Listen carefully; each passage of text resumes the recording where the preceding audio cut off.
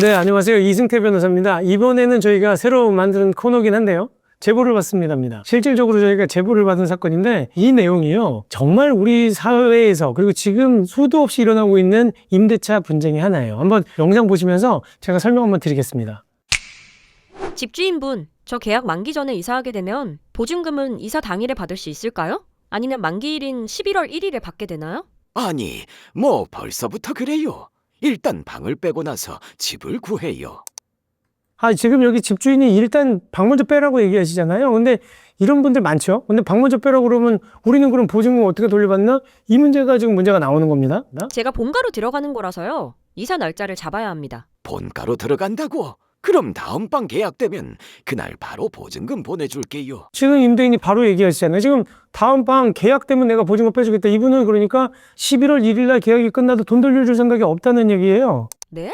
그 말씀은 만기일 이후라도 다음 세입자가 안 구해지면 보증금을 안 주시겠다는 뜻인가요? 요새 방이 잘 안 나가서 그래요.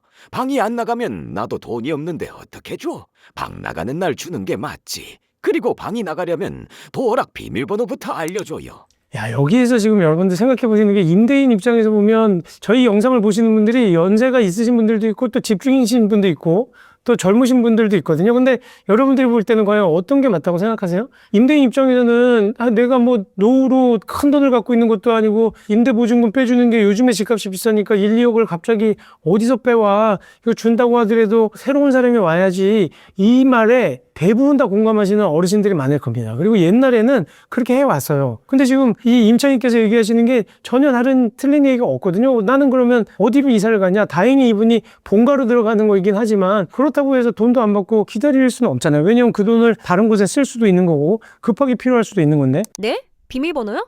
제가 혼자 사는 집인데 모르는 사람이 갑자기 드나드는 건 좀 불안해서요. 미리 연락 주시고 약속 잡으면 제가 언제든 시간 맞춰서 방 보여드릴게요. 아이고, 요즘 젊은 사람 참 깐깐하네. 이분은 지금 말씀하시는 게 깐깐하다고 오히려 임차인한테 그러잖아요. 그러니까 뭐냐면 뭘 그렇게 까탈스럽게 그래 좀 비밀번호 알려주면 되지. 근데 임차인 말씀이 제가 볼 때는 틀린 말씀이 하나도 없잖아요. 뭐냐면 요즘에 혼자 사시는 여자분이라든지 아니면 남자라고 하더라도 어떻게 그 다른 사람이 방에 들어올 수도 있고 한데 불편하게 그 비밀번호를 미리 알려주고 방을 나 없을 때 들어와서 구경을 하도록 두는 사람이 어디 있겠어요. 근데 이게 세대 차이인 것도 있고 또 하나는 정말로 어떻게 보면 임대인 입장에서 임차인의 입장을 너무 고려하지 않는 것 같은 느낌도 있습니다. 매번 시간 맞추기 귀찮으니까 그냥 알려달라는 거지. 불안하면 귀중품 다 치우고 집 보러 올 때마다 비밀번호 바꾸면 되잖아요. 죄송하지만 사생활도 있고 보안상 비밀번호 공유는 어렵습니다.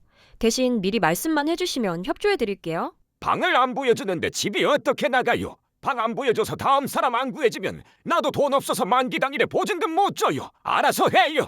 집주인님, 다음 세입자 계약 여부와 상관없이 계약 만료일인 11월 1일에는 무조건 보증금을 돌려주셔야 합니다. 만약 만기 당일에 보증금 반환이 안 되면 저는 다음날 바로 임차권 등기 명령 신청할 겁니다. 알았어요. 그럼 방이나 좀 잘 보여줘요. 자, 결국에는 이제 임대차 보증금에 대해서 반환을 안 해주면 내가 임차권 등기 명령하겠다는 얘기까지 나왔어요. 그랬더니 사실은 이 영상에 나와 있는 임대인은 그나마 마음이 약하신 분이에요. 뭐라고 마지막에 정리가 됐어요? 이분은 그래 내가 알았어 빨리 좀 해줄게 이렇게 얘기했는데 보통의 임대인의 경우에는 뭐 젊은 사람이 이래 마음대로 해 이렇게 나가신다고요.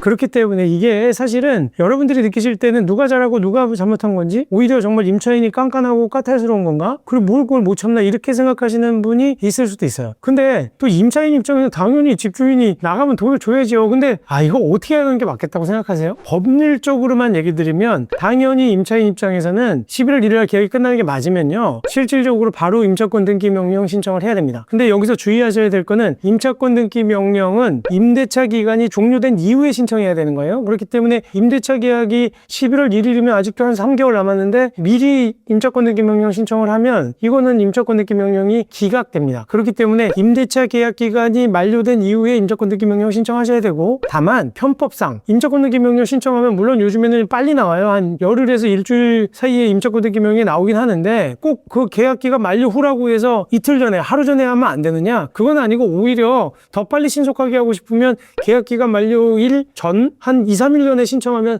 법원에 송달되고 법원에서 그걸 보고 기록을 검토하는 시간 동안 도가 될 수 있기 때문에 하루 이틀에도 당기시려고 그러면 임대차 계약이 끝나기 직전에 하시는 게 좋을 수도 있죠. 그 다음에 또 하나 두 번째로 중요한 거는 여기에서 임차권 등기 명령이 나오고 등기가 되기 전까지는 나가시면 안 돼요. 원래 여러분들이 알고 계셔야 되는 게 중요한 게 임차인은 대항력을 유지해야 되는 거거든요. 대항력은 주택을 인도받고 그 다음에 전입신고를 하셔야 됩니다. 그래야지만 우선 변제권까지 흐르게 있는데 여기에서 두 가지 중에 하나라도 상실하시면 대항력은 없어져요. 그렇기 때문에 임차권 등기 명령은 등기 명령이 등기부에 등재된 걸 보고 그때서야 주민등록으로 옮기신다거나 아니면 주택을 인도하시면 됩니다. 주택을 인도한다는 건 뭐예요? 도어락에 비밀번호 넘겨주고 안에 있는 짐을 빼는 겁니다. 그렇기 때문에 그거는 임차권 등기 명령 이후에 하셔야 된다. 요거는 제가 원칙적으로 법률적으로 말씀드리는 거고. 근데 그러다 보니까 가끔 돈을 못 줘요, 임대인이. 그러면 오히려 내가 임대차 보증금을 받는 시기가 늦어지는 경우가 있습니다. 왜냐하면 임대인이 만약에 진짜 돈이 없으면 결국은 우리는 임차권 등기 명령 해놨어요. 그렇게 되면 다음 임차인이 안 들어옵니다. 왜냐하면 등기 부를 때 보니까 여기 임차권 등기 명령까지 있는 거냐? 그러니까 한마디로 전과자잖아요. 이분은 보증금 안 돌려주는 사람이야. 그럼 새 임차인이 들어오지 않아요. 그러다 보니까 보증금을